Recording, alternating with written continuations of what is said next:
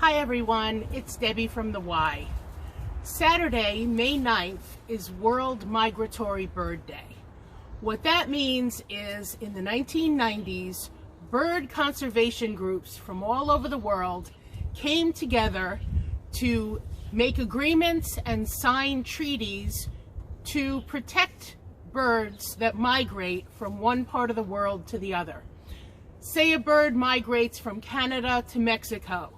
Then Canada, the United States, and Mexico signed treaties to protect those birds so that they could safely pass from one country to the next.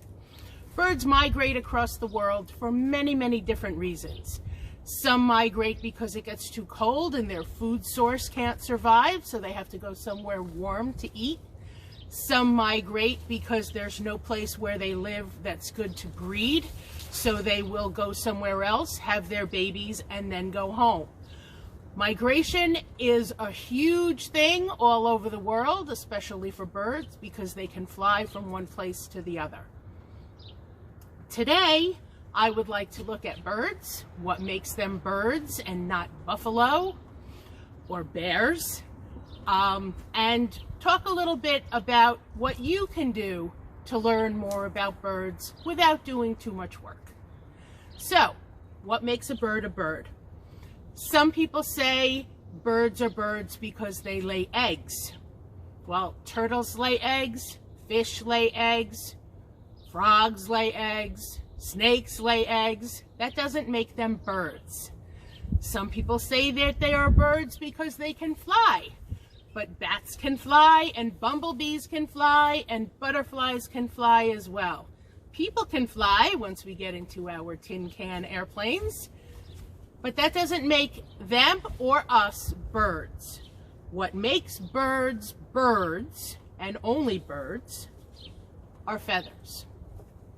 Only birds have feathers, and all birds have feathers. Ducks have feathers. Ostriches have feathers, penguins have feathers, robins and blue jays and starlings have feathers. You don't have to be able to fly to have feathers. Even the big birds that can't fly still have feathers.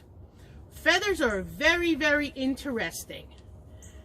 They can get air underneath them. You put them all together into a wing, and the animal can actually get up off the ground. Feathers will keep you warm. How many of you have down coats, those big puffy coats? Some of you have down comforters and down pillows. Those are actually stuffed with little tiny feathers, so they will keep you warm. I have a sort of a down feather in here. I had it just before. There it is. See how soft and feathery that is? All that little softness, if you put it all together, will definitely keep you warm. That kind of a feather is called a body feather. It's very, very close to the bird's body, nice and soft to keep the bird warm. This kind of a feather is a wing feather. It's hard. Listen to this. That's just the tip of the feather pounding on the table. That kind of feather is for flight. That's a wing feather. Put a bunch of these together and man, that thing's getting off the ground. This is the same stuff. This is called keratin. This is the same stuff that your fingernails are made of and that your hair is made of too. But this feather's not going to keep you warm, although the part that's close to the body has a little bit of down on it, so it may keep the bird a little bit warm. Feathers come in different shapes, different sizes, different colors. This is from a turkey. This is from a seagull.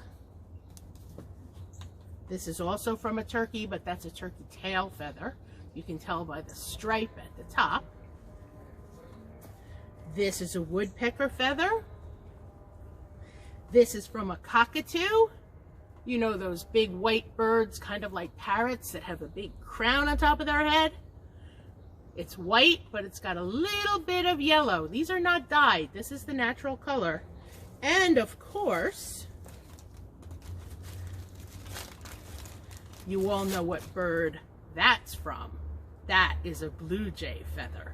You can tell by the blue and the black stripes. Feathers are extremely cool. If you were all here with me, I would give each of you a feather to play with and take home. But things such as they are, I am happier that you are home being safe. While you are home being safe, how about looking at birds? Some people feel that to be a real birder or bird watcher, someone who goes out all the time and looks for birds, you need lots of fancy equipment. Some people feel you need binoculars. Some people feel you need a big tripod or a big fancy monocle with a fancy camera at the end of it. All you need to look for birds are your eyes. Just go out and sit quietly and look.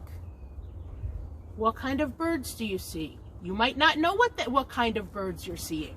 Some people carry books to tell you what kind of a bird you're seeing.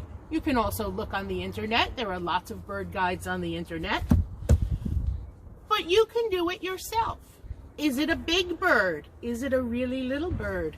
Is it very long and thin? Does it have a long tail? Does it have a long pointy beak or a very short stumpy beak? Is it black? Is it white? Is it blue?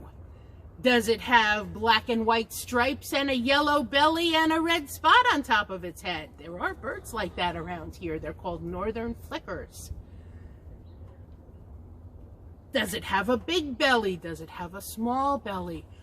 And then, after you figured out what shape and size and color it is, listen to its voice. Does it go cheep, cheep, cheep, cheep? Does it go ah, ah, ah? Does it go mop, mop, mop, mop? Every kind of bird makes its own individual sound. So if you learn anything from me today, learn how to go and watch birds and listen to birds. All it takes is time and patience. And I think right now you probably have quite a bit of that. Go out on the front steps. Go out in the backyard. Go sit in front of the driveway. Maybe go to a park. Just sit quietly, look and listen. All it takes is a good eye, a good ear, time, and patience. Please enjoy World Migratory Bird Day. Stay safe and have fun, my friends. Bye.